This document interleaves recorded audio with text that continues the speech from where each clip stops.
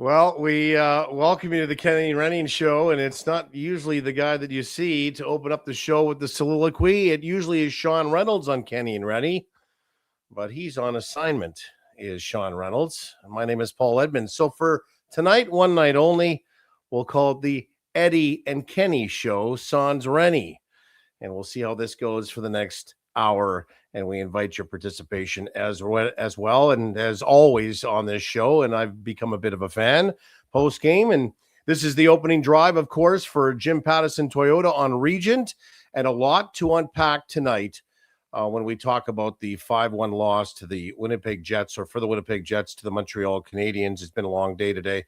Winnipeg comes in the last game, certainly before the Olympic break.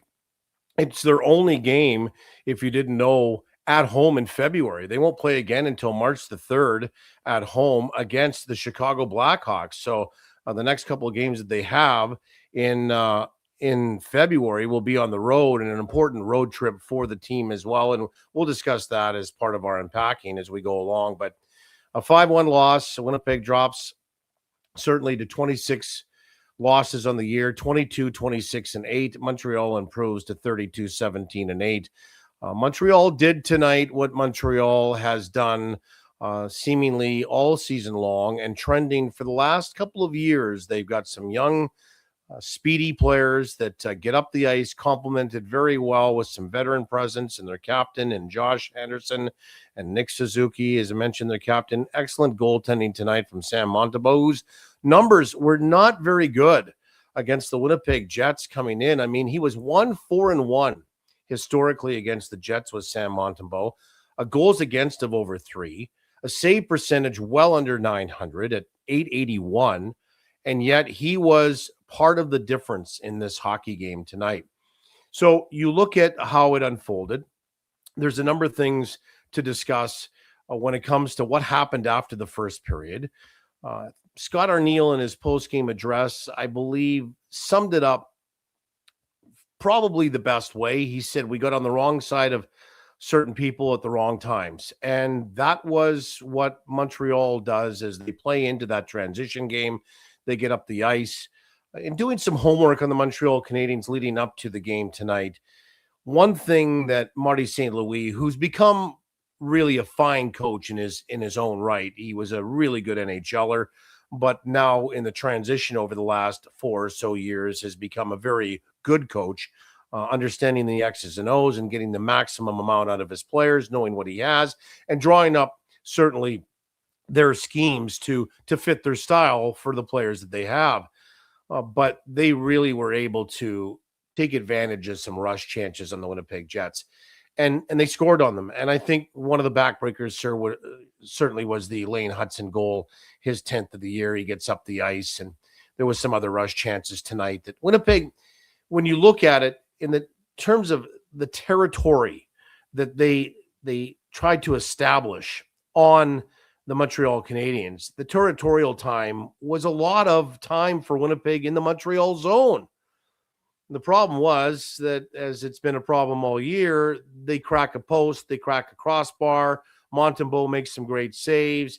They can't add on to the goal that Kyle Connor scores.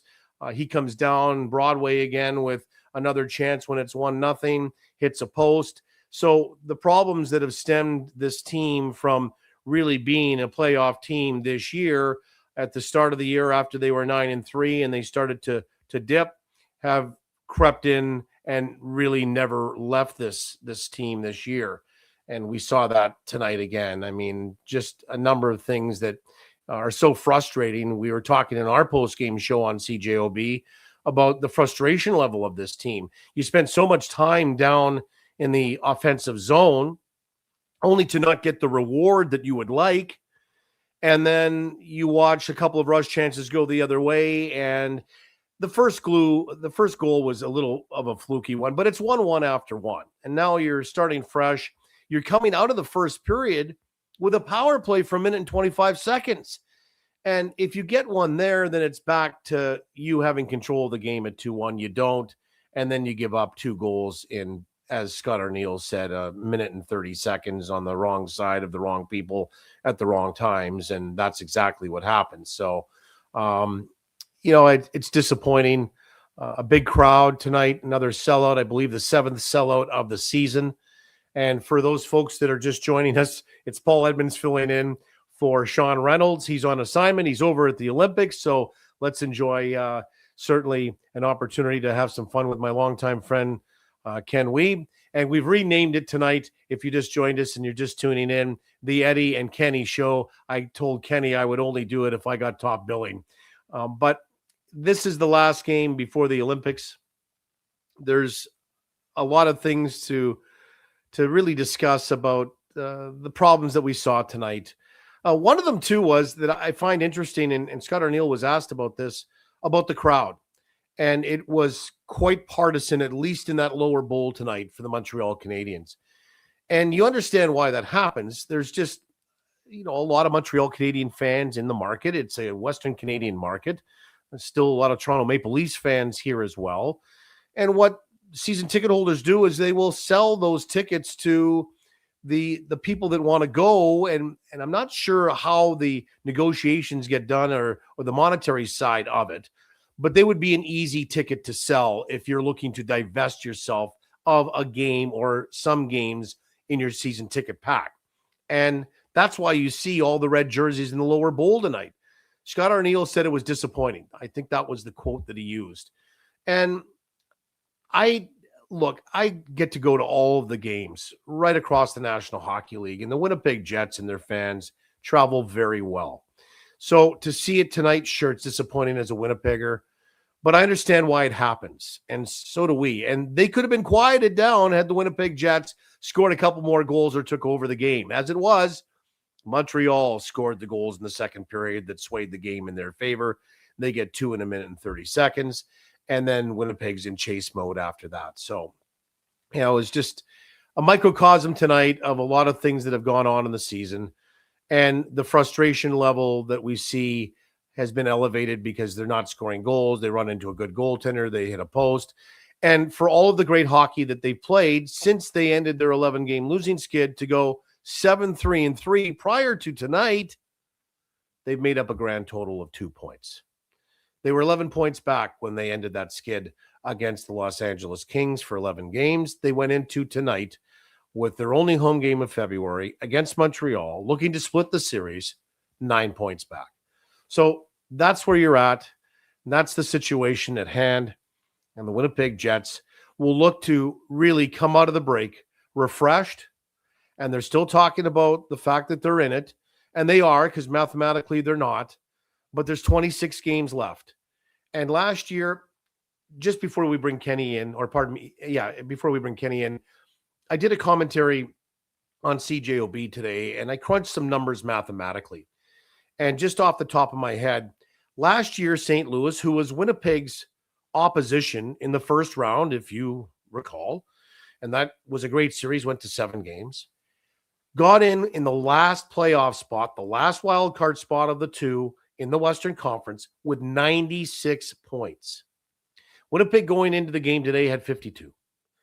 They need to make up 44 points if that's where you want to talk about where the line is. That's generally where the line is. And in saying that, now you've got 26 games remaining, 27 leading up to today. You had to look at winning 21 of 22 of those 27 games to make up that 44-point differential. So before your eyes gloss over, winning 21 or 22 of 27 is somewhere in around a 770 win percentage. You're going to have to win 77% of your games. And the Jets last year, even being the best regular season team, the President's Trophy champions, played at a 707 winning percentage or points percentage clip. So in order for them to get into the playoffs, they'd have to exceed that on what was almost what you would call a perfect season from last year. So it's going to be tough. They'll fight on, and they have to. And you want to see an entertaining brand of hockey. You want to see them be competitive. But they are in a crater that got dug by an 11-game losing skid. A crater that right now, I wonder if you can probably feel that you're closer to the Earth's core than you are to the Earth's surface. And that's how big the hole is that got dug, certainly in November and December. And they've tried to pull themselves out in early January. And since then, they played better hockey. But the fine line is just the error for losing and mistakes is just so fine and so tight that it's difficult for the Winnipeg Jets to look around and say, we got a point out of Dallas. We go 2-1-1 on the road trip. It's okay. And then you come back and you could just see them squeezing to try to get back in the hockey game. They have to open it up tonight when they give up 2 goals off rush chances. And then it's harder to get those goals. And then, of course, there's a couple of add-on goals. And if you were at the game tonight or if you watched the game tonight, how about the chances that Montreal had with the empty net? They were just firing it down the ice. And they were taking the icing call. It was target practice at one point. They kept missing the net. I don't know if it was by design or not. I think you want to probably put it in to get the empty netter. But there was a lot of things, if you were a Montreal Canadian fan, that you liked. If you're a Winnipeg Jets fan, that you were frustrated by watching tonight. Although there was elements of their game that you really liked. So let's bring Kenny in. It's the intro for Kenny. It's his show, so Kenny will be pushing the buttons, and away we go. Let's bring Ken Wiebe in.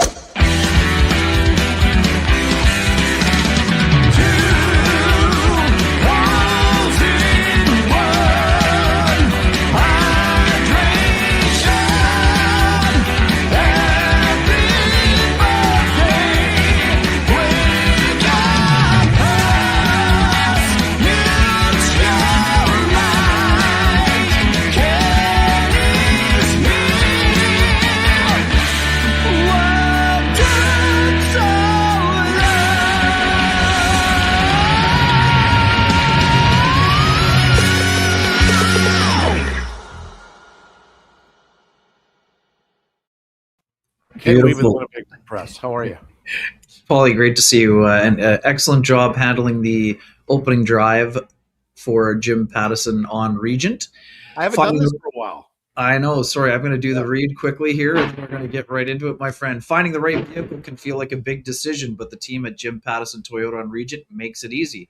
They'll help you find the perfect fit from their wide selection of new and pre-owned Toyotas, all backed by great service and honest advice. So if you're ready for something new, stop by Jim Pattison Toyota on Regent or start your search online at jptoyotaregent.com. Paulie, great to have you on the board here. I mean, as a childhood wrestling fan, this has got a little bit of a NWO takeover feel to it, and I'm here for it. And it seems like some of our viewers are here for it too. As you mentioned, we did share the airwaves quite a bit, whether it was in the TSN 1290 days or back to the Gold Eyes days. So always a pleasure to have you. And great job starting off the soliloquy there. But what maybe stands out about the first period, maybe Jets' inability to push that game to 2-0, or maybe even beyond, given like you said, the Kyle Connor post. You had a Vlad Nemestikov chance. You had Nemestikov finding Niederreiter. Yep. As I wrote in the Winnipeg Free Press here, Paul, it just felt like that inability to put the team away early when they might have been vulnerable might have been the Jets' undoing this evening. Yeah, as I mentioned, you get that goal. You're playing fast. You're playing quick. And even I thought the third line was quick out of the gate tonight as well. Nemestikov and Niederreiter and Taves and Nemestikov and Niederreiter created some chances. They had a couple of odd man rushes and some opportunities. And Niederreiter coming right down Broadway looking for point number 500. Montembeault makes a save on him. Nemestikov as well. There was a couple of missed opportunities. There was the post that they hit. Again, I think you're coming out of that first period and you're okay. You're at 1-1.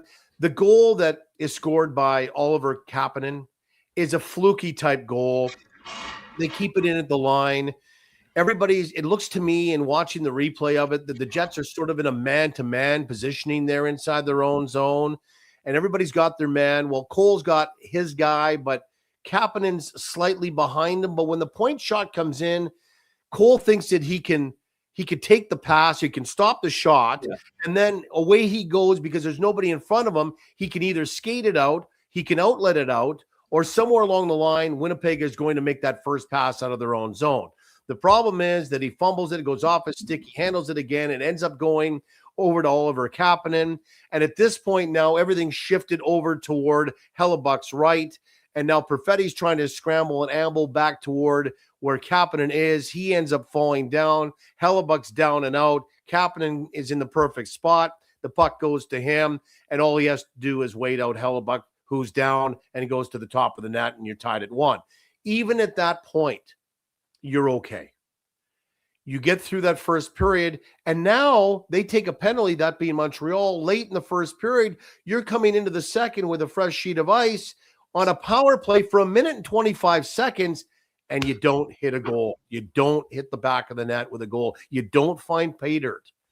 And those are the types of things where if you're not jumping on those opportunities, you're allowing teams to hang around. And buoyed by the fact that half the lower bowl is cheering for you, if you're Montreal, you stabilize that. Next thing you know, the Jets are pushing. Your goaltender, you know that your goaltender's playing good, so you can maybe take the extra chance, and they get 2 rush chances in 1.5 minutes. And now the Jets are playing from behind and not necessarily controlling the game from the way that they want to play it. Now they've had to open it up. But there was chances that they had. The power play was the missed opportunity for me. I'm not blaming the whole game on the power play, but you get a goal there early in that second period, and you've already scored in the power play. You had one in the Dallas game, so you've got power play goals in 2 consecutive games now. The rotation was good. I think it probably changes the complexion if you get that goal in the power play, but the power play really has struggled all year. So you haven't been able to rely on it, and you couldn't rely on it again in the only game that you're going to play at home in February. Yeah, no doubt, Paul. And I agree with you. I thought that the power play was excellent in the first period. That's among the crispest passing that we've seen from them. And there's 3 or 4 excellent retrievals where the Jets had to win one-on-one battles or either speed battles or get their stick involved. Really impressed by that. Josh Morrissey has a keep at the offensive blue line. Puck's not able to get out. They bang it around. Scheifele down to Velarde, over to Connor. I mean, bang, bang. I mean, pretty impressive stuff. But then we didn't see that level of crispness in the second period. I'm curious, do you think the Canadiens made an adjustment? For sure. I mean, there's always adjustments in the game. I'm not so sure that it wasn't the fact that they got their legs underneath them and started to skate better. There was a little bit of a conflicting report. It was interesting, and you were in the room after, Kenny, so maybe we'll ask about this. Kyle Connor, did he say that they didn't feel that their forecheck was very good as the game went along? And then that was, I think, retorted by the head coach that he felt that they did. So I didn't hear it all, so I don't know exactly what was said. I thought their forecheck was pretty good in the first period. I thought for the most part, their forecheck all game was pretty good because they spent a lot of time in the Montreal end. They didn't spend a lot of time in their own zone. There was rush chances that cost them. But I just wonder if maybe Montreal handled that press by Winnipeg much better as the game went along, especially after the first period. And that could be how they sorted things out and made the adjustments from the first to second period. Sure. Just the direct quote, I have it here from Kyle. So he said, "We didn't take care of our forecheck well enough to cover their D coming up the ice."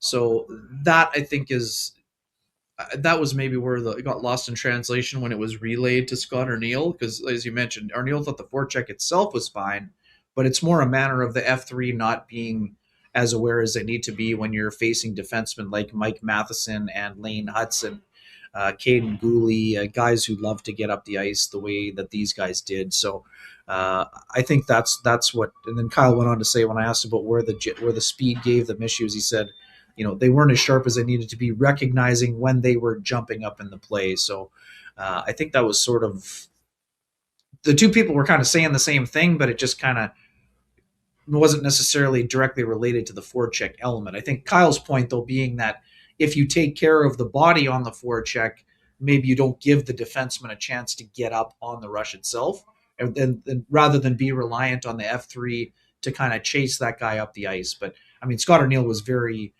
animated in saying, I mean, the Jets just got caught below the goal line, and that allowed the opportunity for their opponent to boogie up the ice the way that Lane Hudson did. I mean, this is a pretty special player here, that's for sure. Well, I mean, he didn't have much room to score that goal, and he finds enough room to score it. I mean, he's practically by the goal line. It ends up being the 3-1 goal. I mean, it wasn't the winner. I mean, Josh Anderson had the winner earlier in the period. The one thing about Montreal that's interesting, and we didn't, if folks were watching the game tonight or were at the game, I saw this more in Montreal on December 3rd when the Jets lost in a shootout that night. And it's interesting because I think this is the style that Marty St. Louis wants his team to play. And again, I talked about this in the opening, that you fit your system to what you have, right? You can't just say, well, we're going to be a highly offensive, skilled team if you have a bunch of pluggers. Or if I've got a bunch of pluggers, I mean, try to turn them, or if you have a bunch of highly skilled guys, I want you just to be a bunch of grinders and check. It doesn't work that way. You have to mold your team and your systems to what you have in terms of how you can play it. And the one thing about that defense, they're mobile, they get up the ice, but because of that, they also have pressure points all over the ice. And Caden Gooley especially, we've seen Lane Hudson do it. It wasn't on display as much tonight. But my point is this: you'll see the Montreal defenseman on the forecheck in the corner up the ice. And then they're just waiting for somebody to fill back in behind them. And that's the forward's responsibility. But I mean, sometimes your F1 for the Montreal Canadiens will be one of your defensemen. And we saw that in Montreal. And so that's tough to defend, not knowing exactly who's coming. And that's their skating ability, the great skating ability that the Montreal Canadiens have. We saw that tonight, Kenny. Yeah, no doubt. And Paulie, I should have said you're looking sharp tonight. And knowing you were going to be looking sharp because I saw that suit in the morning, I got out one of my best from Frankie and the boys at Vittorio Rossi, including the first tie I ever got from Frankie and the boys back in the Sportsnet days. So if you want to look like Kenny and Renny, head on over to Vittorio Rossi on Corden. Say hi to Frankie and the boys. Tell them you are a Kenny and Renny listener, and they will do you up right. Paul, you mentioned the third line. I mean, let's talk about the second line here also for a little bit here as we get rolling here. I've really liked what I've seen with Adam Lowry moving, with the flip-flop between Lowry and Jonathan Toews. You mentioned Toews and Niederreiter and Nemestikov clicking a little bit for a few first-period chances. I've really enjoyed what I've seen from Cole Perfetti in this last stretch of games here, Paul. Very involved. Like you said, kind of unlucky. He tries to kind of knock the pass down when Dobson is shooting, and the puck kind of ends up behind on Kapanen and Stick. But what he's been able to generate offensively is impressive, but also Cole getting involved physically. And I was curious for your thoughts on what you heard from him this morning. Again, I've been talking about the high ankle sprain to the point where people are annoyed by it in the chat room, but he reiterated basically what I've been saying. He said now that his ankle is feeling much better, it's a lot easier for him. He said he wasn't playing scared, but he was tentative earlier on in the season when he was trying to get back at it. And when you're playing 15 or 16 games a month on a high ankle sprain, even when you've been cleared, that's not easy to do. So I know what I've been seeing. What have you seen from Cole? And again, you got to give props to Gabe Velarde for what he's done on the line. But let's just lock in on Perfetti to start, and we'll go move our way right down the line. Well, Perfetti had scored in 2 straight coming into the game. And there was a chance at 4-1 where he came right down Broadway and put it over the net. There was another one earlier on in the game where he was net front and had a redirect, and Montembeau made a right pad save on him. Like, all of this is off the top of my head just from remembering the game. And so the chances are there. So let's talk about the injury for a second. And I've never had a high ankle sprain, but being around the industry, covering sports for quite a while, from what I understand in talking to athletes that have had that, or trainers or athletic therapists, one of the most difficult lower body injuries that you can deal with outside of something that needs surgically to be repaired. And it can linger. And Cole talked about that and then talked about it post-Christmas, how he felt so much better. And there's a couple of things that go into it. You have to have the healthiness of your injury come back to being close to 100%. And then mentally, you have to feel like you can trust that injury not to be re-injured. So as you're coming back and nursing your injury to health, once you get to that point where you feel like it's better, now you have to kick in the mental side to be able to trust your body again. And all of this takes time. And you saw that in Cole Perfetti. You've seen it in Adam Lowry. Both of them, now with Lowry, it's been different because he had hip surgery. But slower starts because they were just slower. And now it seems like they've found some speed again in their games, or the speed that they're capable of getting to. Cole has got his nose over the puck now. Cole is using some of that creative vision again and his skating ability. Like, he danced a few guys in the last few games. He's hanging on to more pucks. He's trying to make more plays. And he's getting himself, look, he's listed at 5'11". Kenny, he's 5'9.5". He really is. Like, he's like Cole Caulfield. He's like Brendan Gallagher out there. He's like Lane Hudson.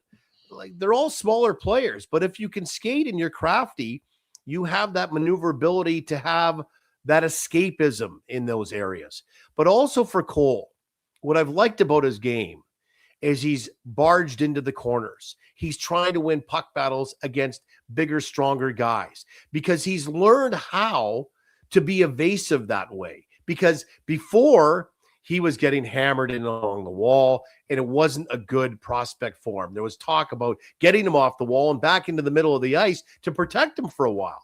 And that might still be true at 24 years old. There might be a possibility that he could be a centerman on this team at some point.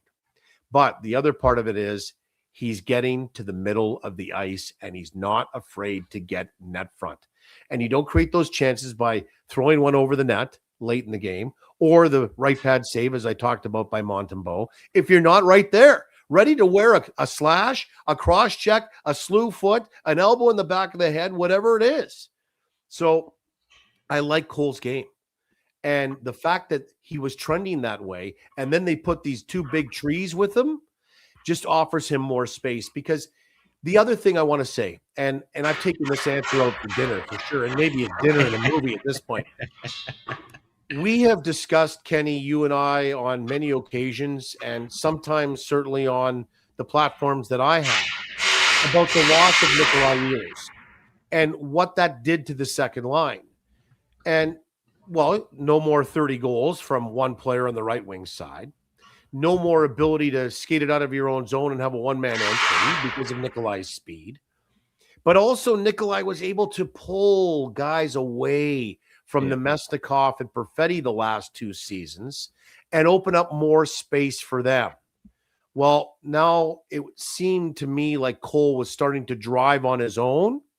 And now with Velarde and Lowry, certainly in the middle and on his far flank, maybe there's that same draw for Cole then to have some ability to make more plays and then also provide more offense, if that makes any sense. Oh, sure does. Sure does.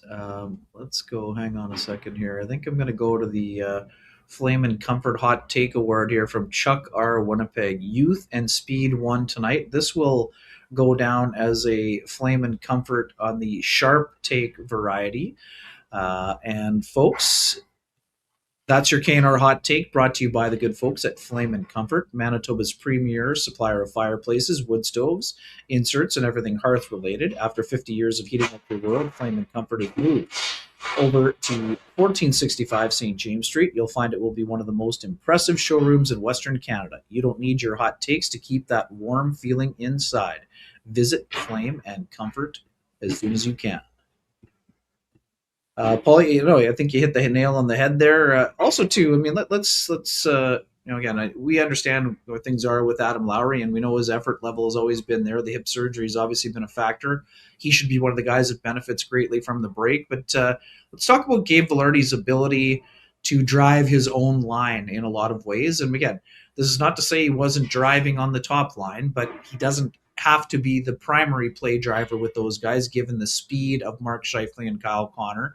But Gabe always played an important and influential role, given his ability to find time and space for those guys, his ability to retrieve pucks, win board battles, get to the front of the net where, he can be a magician. But what have you liked about Gabe's ability to be, the primary shooter on that line, and his ability to get to the net and do some of the things that he's done, whether it was with Jonathan Taves previously or now with Adam Lowry and Cole Perfetti?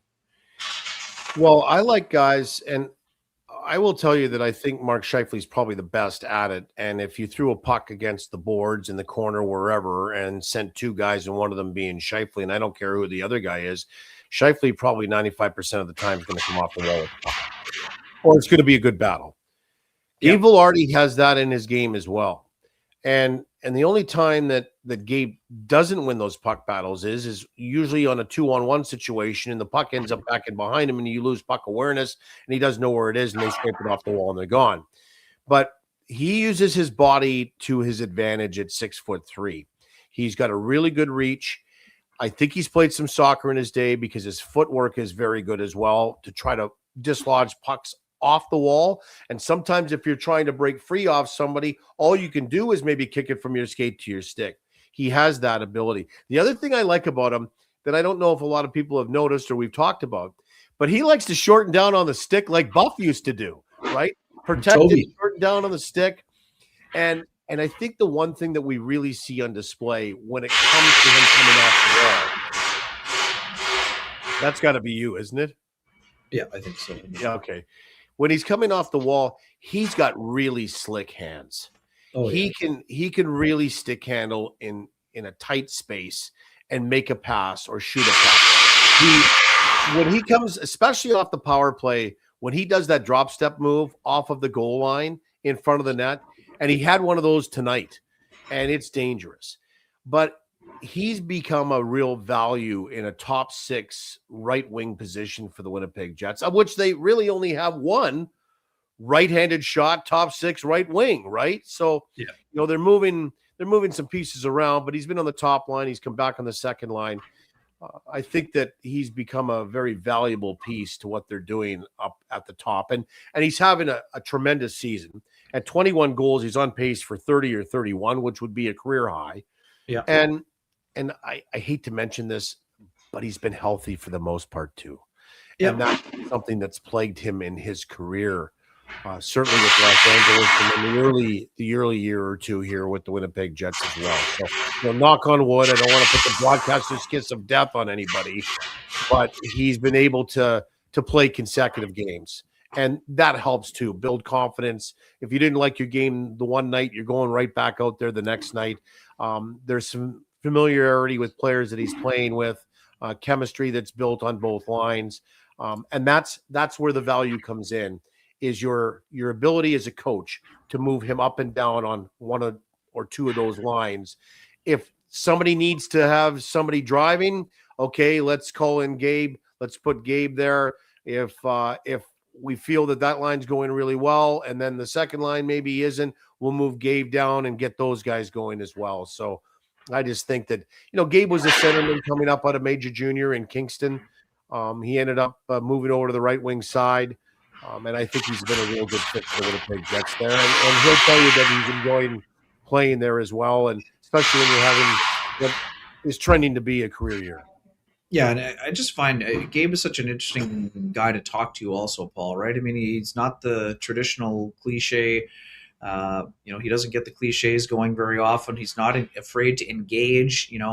He wants clarification on a question, or if he doesn't like a question, he'll tilt it back on you.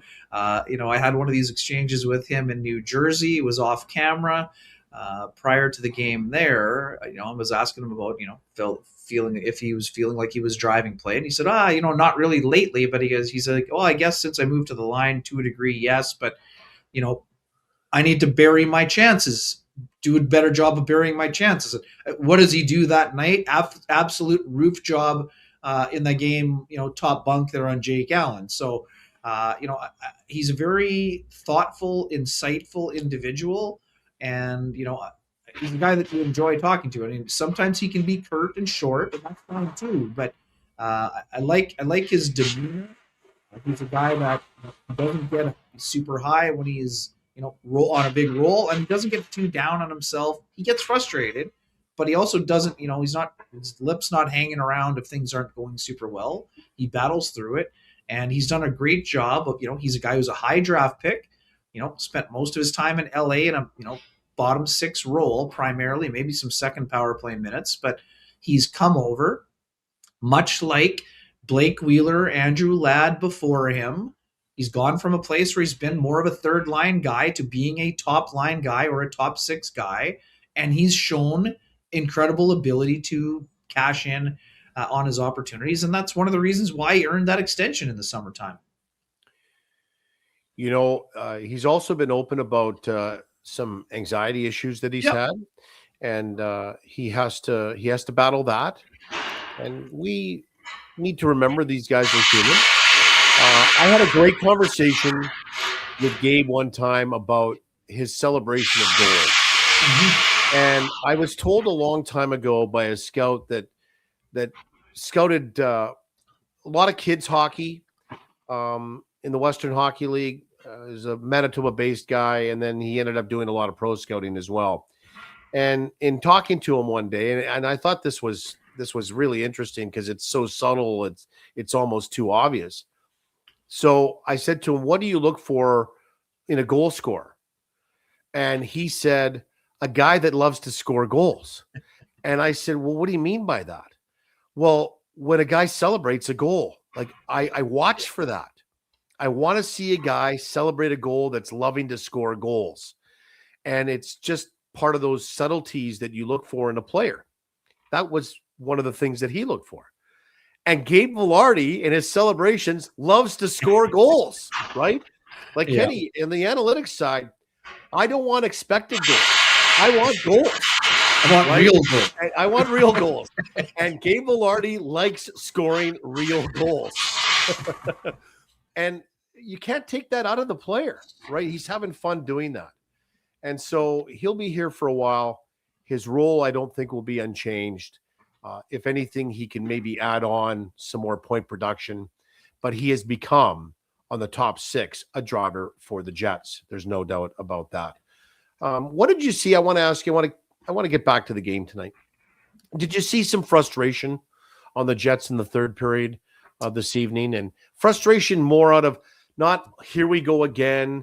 It's a season that's disappointing, but in a lot of respects, doing a lot of the right things that they've been told to do that just didn't yield the reward tonight in terms of scoring more goals to really get back in that hockey game. Yeah, no doubt. I mean, and this is something that, despite as well as they played, as you pointed out in the opening drive, I mean, 7-3-3, they were only able to make up 2 points of ground.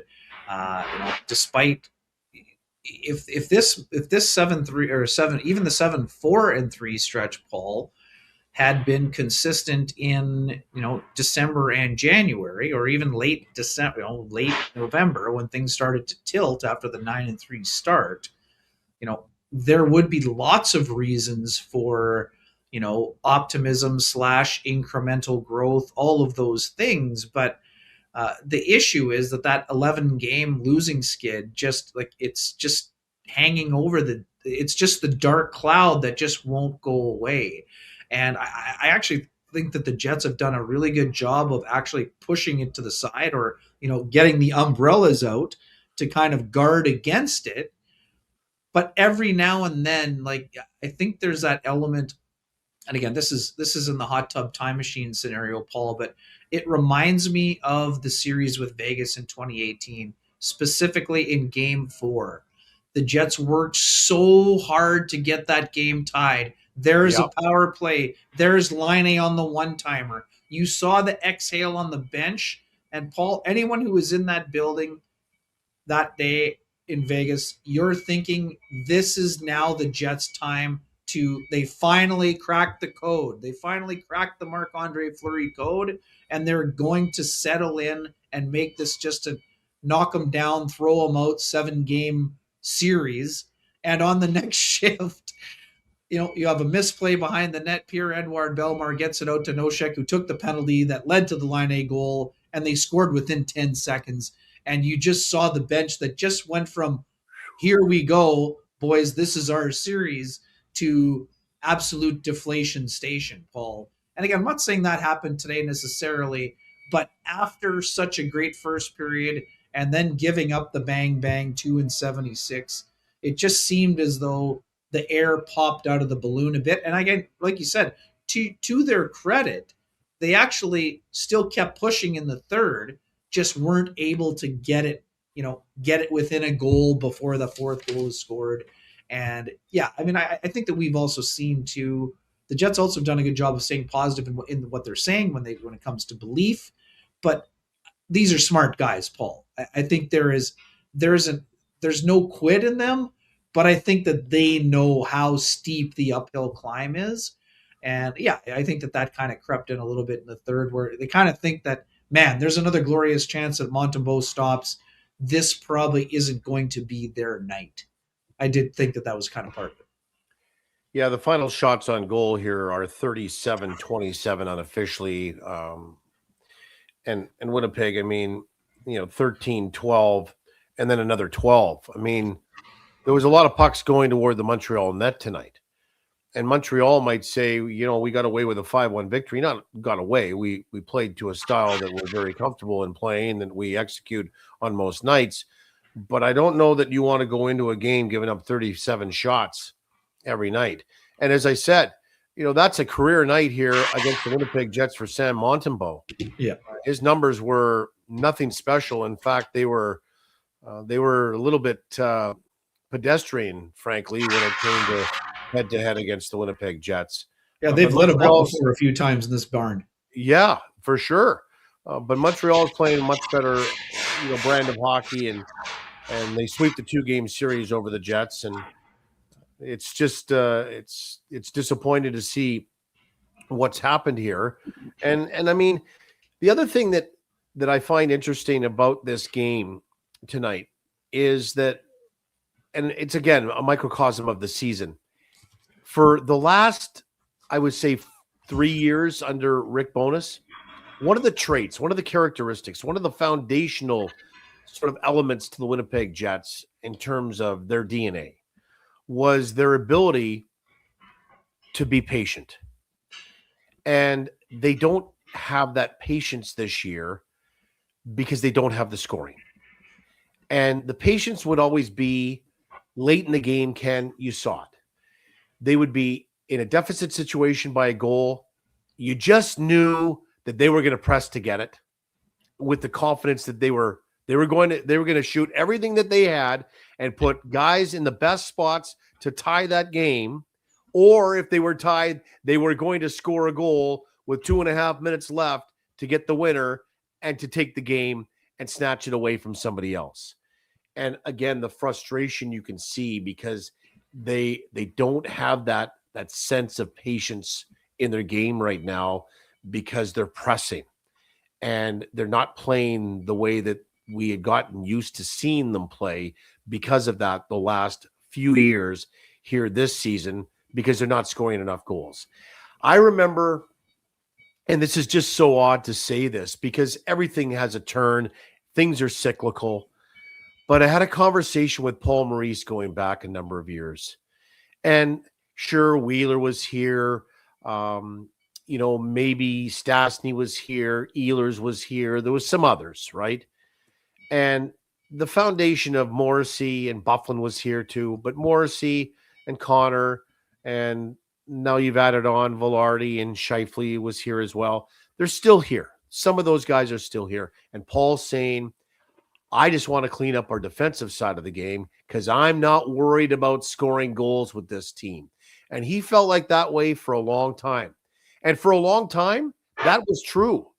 This year, though, their inability to score goals has really hurt them, because when you look at the goal differential, it's not that bad for a team that is 4 games under NHL 500. It's not like they've been pumped in a lot of games. Tonight, 4-goal differential and a 5-1 loss, but where they are going to need help is to try to find some more goals, however they need to do that, or they might have to change the way they slightly play in order to create some more opportunities for those guys that do score goals.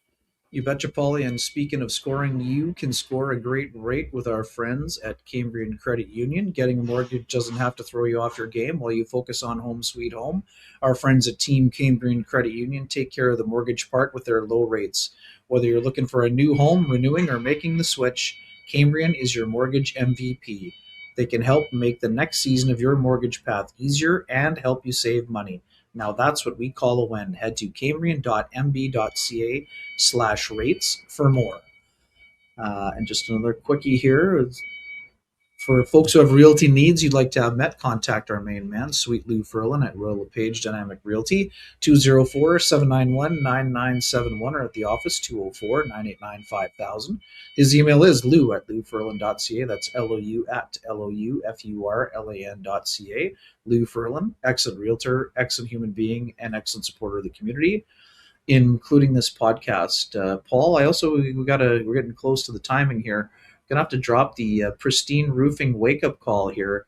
I think I saw a this is the good kind of wake up. But our Frank Guzzi 7764, Sal Monson has played very well since his call up.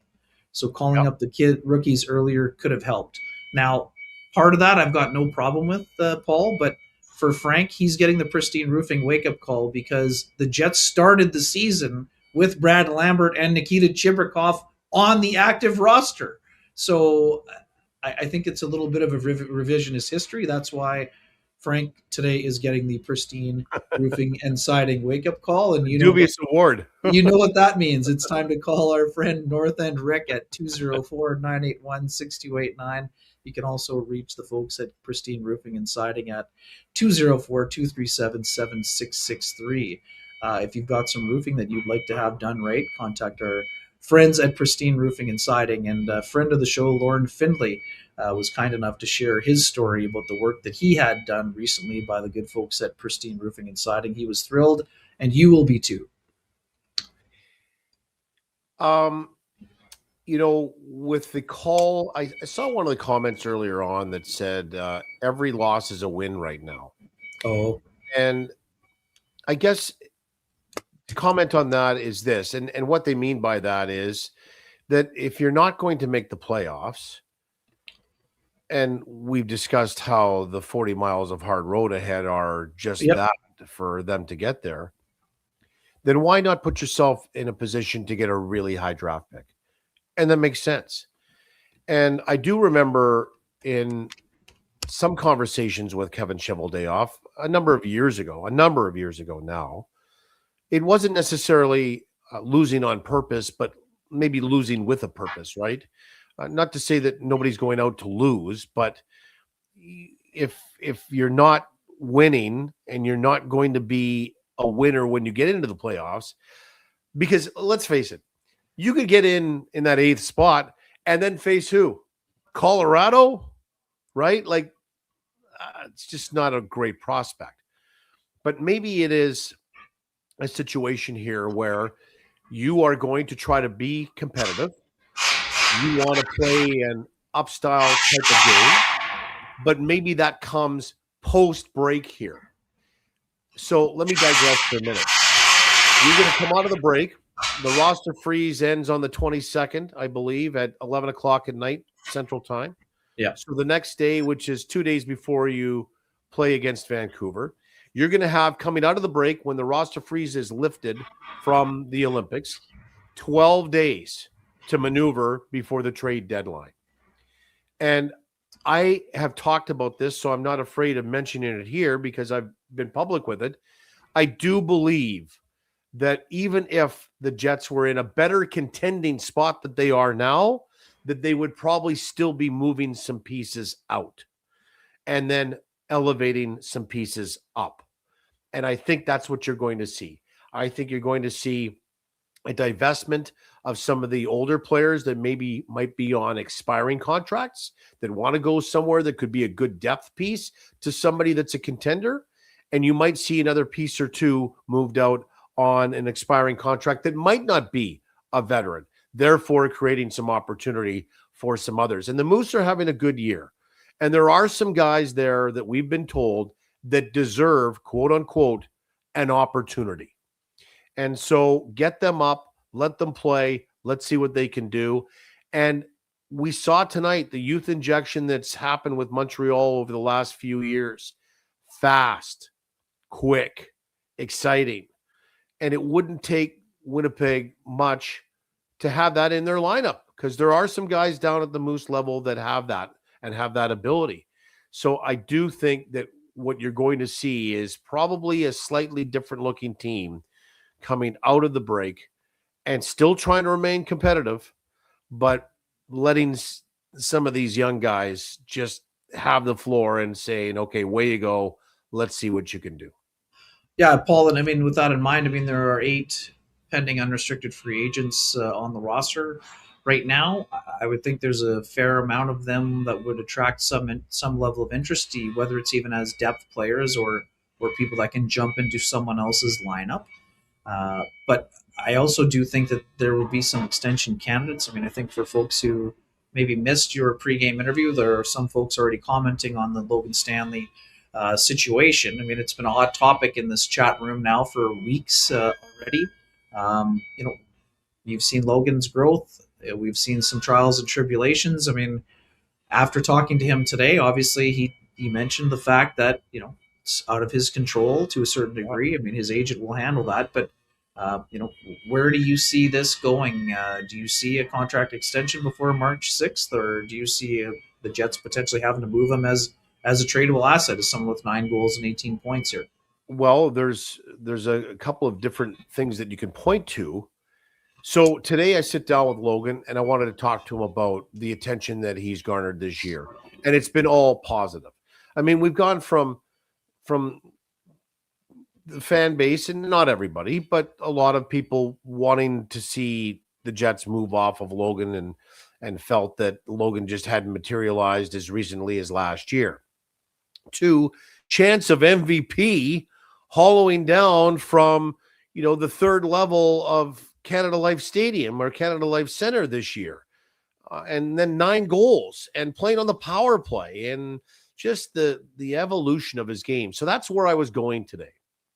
And he started talking and he took the interview not in a different direction.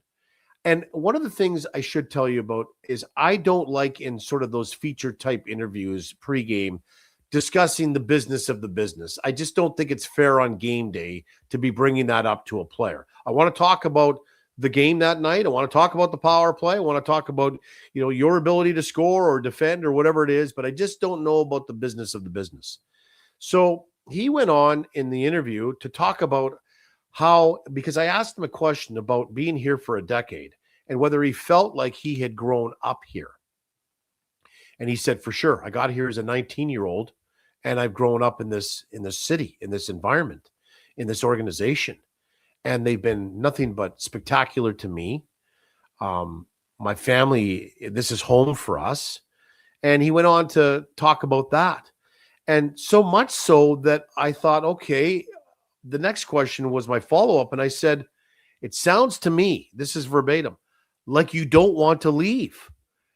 And he said, basically, no, but it's, as you said, Kenny, it's out of his control. Like, I think he's waiting for something to happen from the other side to him.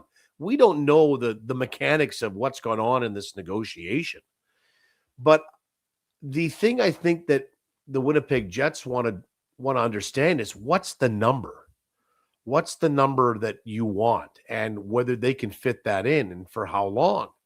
Or does it make sense to move him for something that we could really get back in return? Because if the price is a first-round draft pick this year, to have 2 of those in what's reported to be a pretty deep draft, maybe that's what's on the fence here with the administration, and they're just trying to discover and decide on what they want to do. So there's the conundrum, but they're going to have some time to think about that over the Olympic break. And then they're going to have coming out of it on the roster freeze, presumably 12 days to figure it out.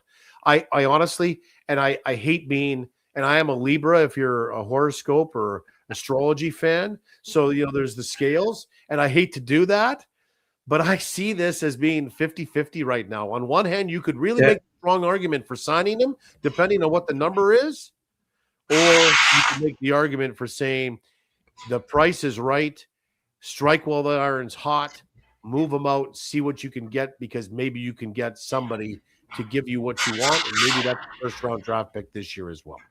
Fair enough, Paul. You don't have to go 50-50 when you're talking to the good folks like Glenn and Jonah at Myers Drugs. They've got you covered for all of your nutrition needs, your supplemental needs. They deliver all around Winnipeg. So go out and see our friends at Myers Drugs and tell them Kevin Renny sent you. Paul, I'm with you, and I apologize, folks. In my old setup here with the microphone, I've set up with a new cable that they used to more like mute out the background. I've just noticed in the comments about the mayhem happening behind us as they get ready for the concert. So when you said it was on my end, I thought you were worried about my internet connection. I didn't hear the backing up of the truck here. As I think they're doing a reno behind you. Oh my gosh! Pristine roofing is there, I think. Yikes! Sorry about that, folks. Yeah.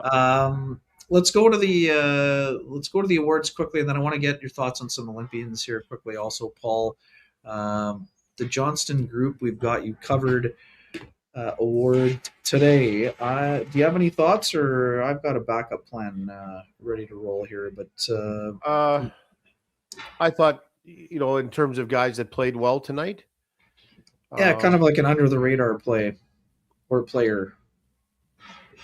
Well, I thought Dylan Sandberg handled the puck very well tonight, and I echo what you're saying about Elias Salamonson. What a great fit and getting the opportunity. I don't think we're ever look.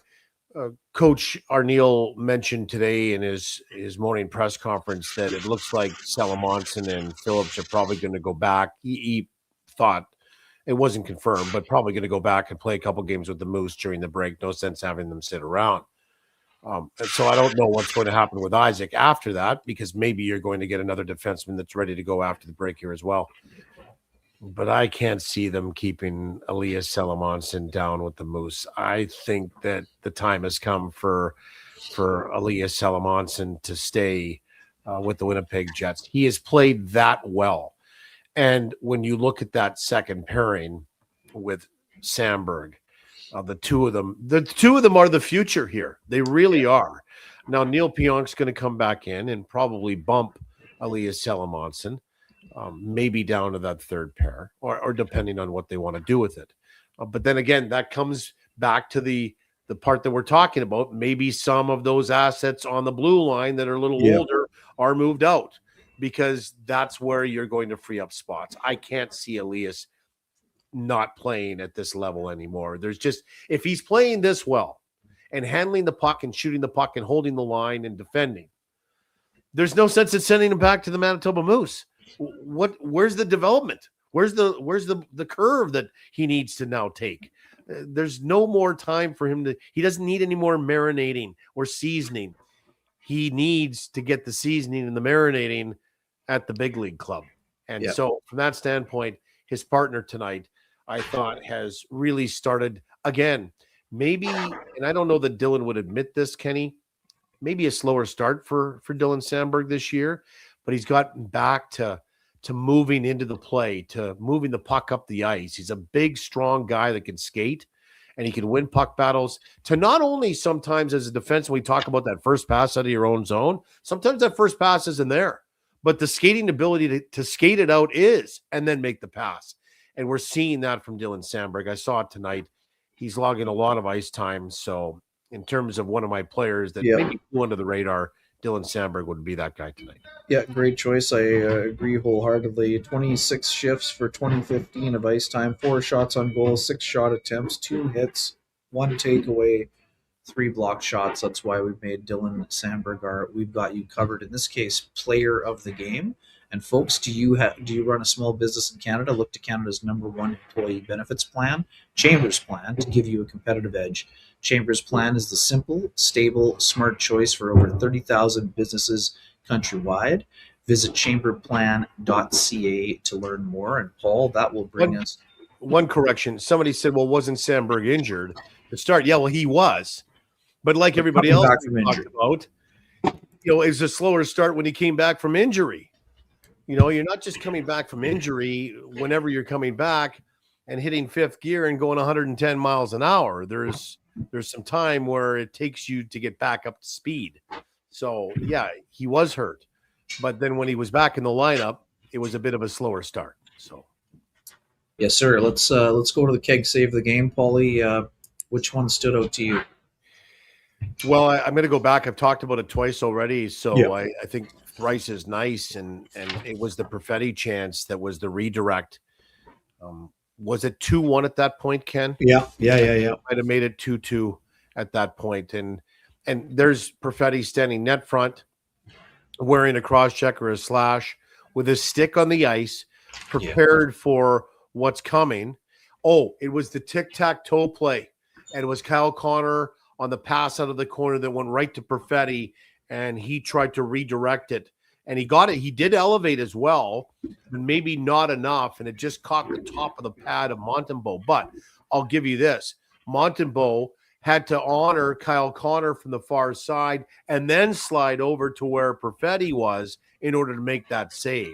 So it was a high degree of difficulty save, in my opinion, because the way that Winnipeg had moved the puck around so quickly and efficiently that you're just not going to maybe cheat back on the strong side here where the puck came from, because Kyle Connor can bury it by your ear with only this much space on that short side from the goal line. And we've seen that before as well. So Montembeault gets over, honors Kyle Connor, and gets over to make the save with the right pad on Cole Perfetti in a 2-1 game that would have erupted the arena with Jets fans and tied the score. And then it would have been 3 straight games for Cole Perfetti with a goal. And now you're feeling much better about your second line left winger. Right on, Paulie. I've got an honorable mention for Connor Hellebuck on the Mike Matheson play where he burst in by himself, or he went to the backhand. Nice left pad save. Athletic play by Hellebuck to get across. But to me, just based on all the things that we were saying about the Jets' great start, I'm going with the Montembeault blocker / pad save on Niederreiter. That would have made it 2-0, and all of a sudden maybe the Jets can get that to 3, and maybe the Canadiens aren't all that interested in a crazy rally. Instead, Montembeault makes the big save. Play number 500 too would have been. Oh, exactly. Yeah, he would have been fired up for getting to the Olympics on that kind of a high note. Which, I mean, he's already excited. But anyways, so those are Paul and my choices. Doesn't matter what we think; it matters what you think. Get in your keg save of the game selections, and we will find a $50 gift card for you if you are the winner of the keg save of the game contest that we do every day, brought to our good friends at the Keg, with 3 fine Winnipeg locations, each location finer than the last. And our winner from the last game, Paul, is Bobby 9918. Bobby 9918. You were in the comments during the game. I haven't seen you in here today, but maybe one of your friends has seen you and will alert you. Send with Sean being in Milan.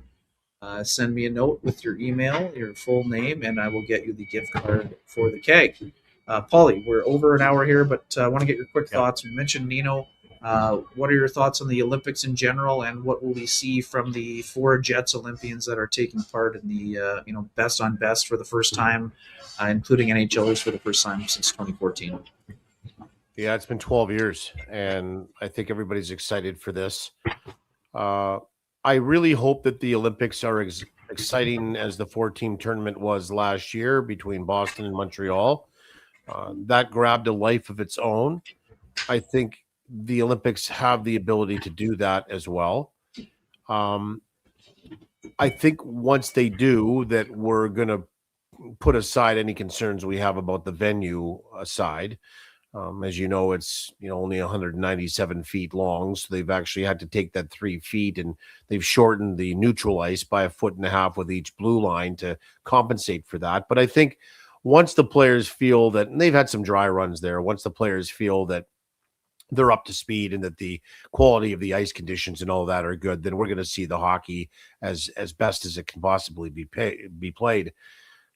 Question marks. Certainly, I think, Kenny, in all honesty, what's going to happen with Mike Sullivan and what's going to happen with his goaltender and what's he going to choose for his number one guy? Because Jake Ottinger has made a case. It's really been Connor Hellebuck's net to lose because of his starting role last year and getting them to the final and playing pretty well. So I'm interested in watching that. That's sort of one of those game within the game things, and how the Americans maneuver that and navigate that. What kind of presence does Kyle Connor have this year? Because he didn't play in the final game, and that certainly I think would be motivation for him this year. The Canadians with Josh Morrissey, there would be somewhat of a target on their back because they did win out over Finland, Sweden, and the United States in a precursor tournament to this thing last year. So that's always of interest. I'm going to watch. I can't wait for it to start. And then for Nino, his second time, and it's going to be really close to home. I mean, Switzerland is so close to Italy. I believe his hometown is just 4 hours away from Milan Cortina. And there's probably going to be a lot of Swiss fans. Swiss have the ability. They've done it before. Old friend Ralph Kruger upset Canada a few times. He's not going to be there, but for Nino, his second opportunity, he's very proud. I've talked to him twice about it. And the one game that I'm going to be interested in watching is Friday the 13th, Canada and Switzerland. So yes, we're going to, we'll want to watch the Finns and the Swedes and Canada and out of their pool and the Americans and all that. But the Swiss and Canada are in the same pool, and Friday the 13th, they play each other. So I'll be pitting in and watching that. And the interesting part about this, and I did some reading on it, because it's really only an 8-hour difference in time between Italy and the east coast of Canada, or I guess 9 hours. No, it'd be 8, I think, to Central and 7 hours to Eastern. You're going to have a much more made for TV time zone, less restrictive type of tournament here. You're not going to have to be watching like over in China or wherever they were the last few years. These time zones that are like 12 hours apart, where you're watching stuff at 3 a.m. or on a tape delay. So we'll be watching and have the ability to watch a lot of these games live, which I think will make for great television audiences over here in North America for sure. Yeah, should be tremendous. I am with you. I mean, I'm fascinated to see what the USA coaching staff goes with between the pipes, and we know that Connor Hellebuck's numbers are down league wide. The numbers are down, but the numbers with all three guys, Paul, this is fascinating to me. Swayman, Ottinger, and Hellebuck all within like 3%, like 0.003 percentage points on the save percentage, and goals against are almost identical. The only number that are different is shutouts and wins. And again, we know that wins are more of a team-related stat, so I'm not sure how much those are being weighted. I don't think they would be weighted heavily. One thing that has kind of annoyed me, now I get it. It's a fact.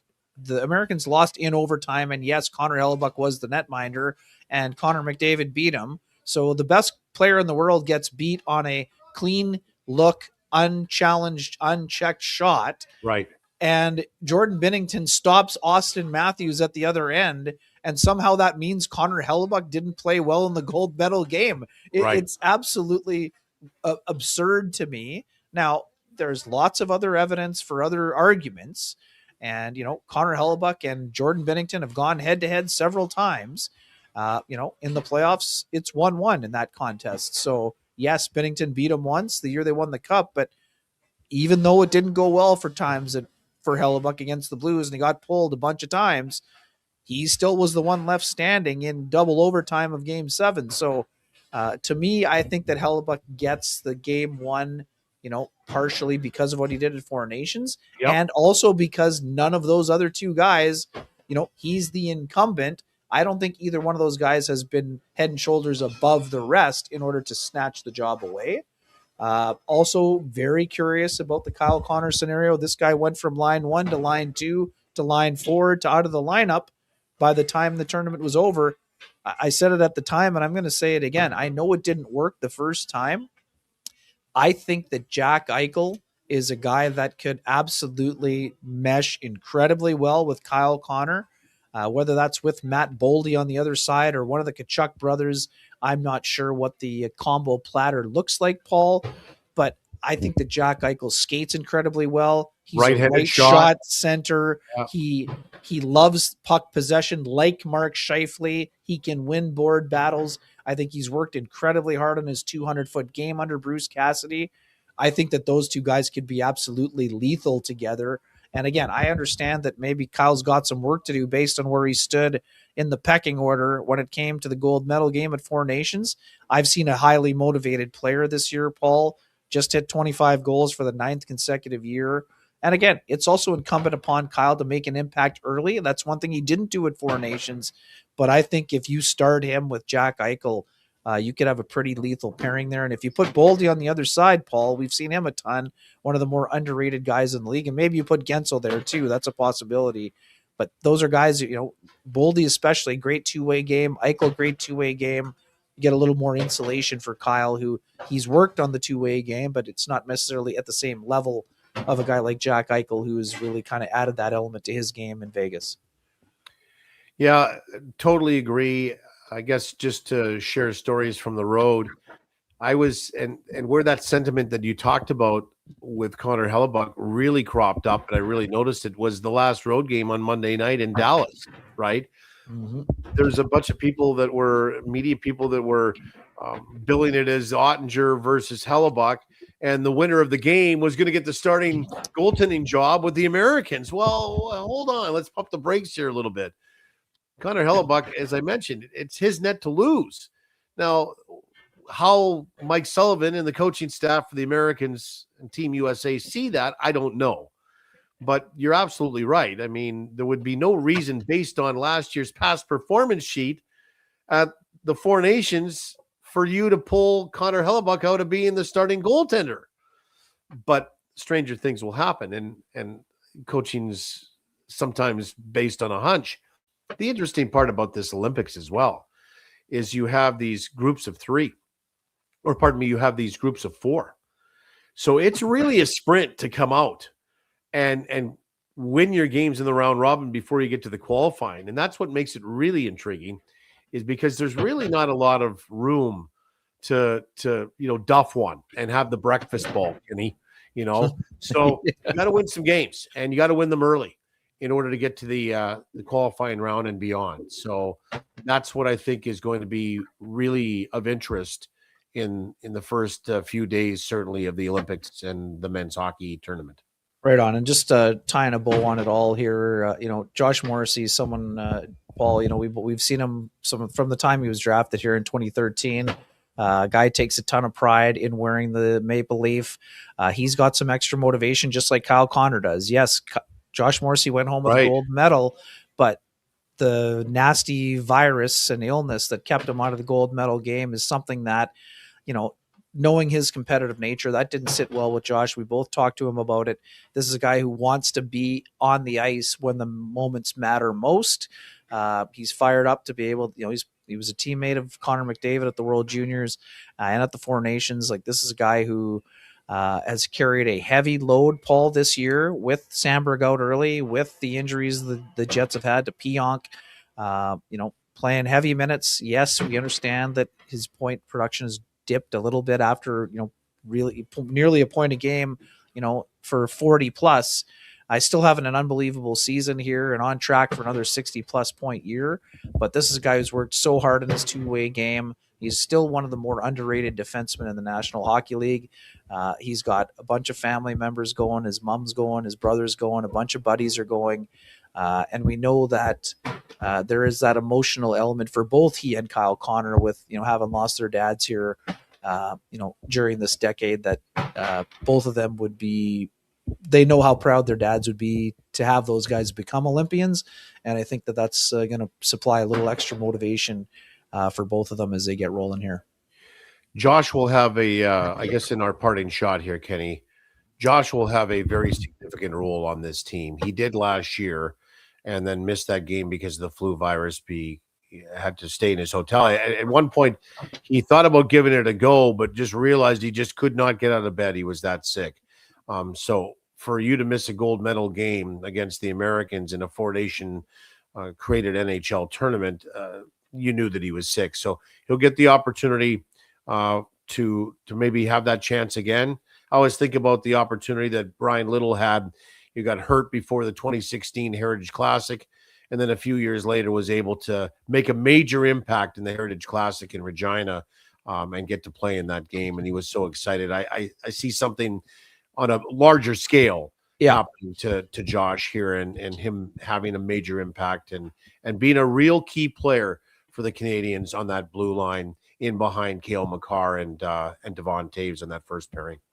Yeah, it'll be interesting to see whether it's with Parayko or with one of the other, could be Theodore, could be all kinds of options. And Paul, I know they love that Colorado pairing. Don't be surprised if you see some Makar Morrissey, minutes played out there. Those guys train together in Calgary. They're friends, and they're both really kind of play drivers. So it should be super interesting. Thanks again for joining me. This has been tremendous on the Eddie and Kenny show. Happy to Eddie and Kenny. I've never been the egomaniac type. Yeah. I'm happy to cede the top billing to someone like you, Paul. Doing a great job. Enjoy the break, and folks, if you enjoy conversations like this one, please do what you can to support our sponsors. Those sponsors are Jim Pattison Toyota on Regent, Vittorio Rossi, Cambrian Credit Union, Lou Furlan, Pristine Roofing and the Wake Up Call, Myers Drugs, the OGs from the Johnson Group, the Keg, and Flame and Comfort. Thanks again, folks. Enjoy the Olympic break, and we will be back on February 25th from Vancouver, unless we have a show before that. Take care, everybody, and good night.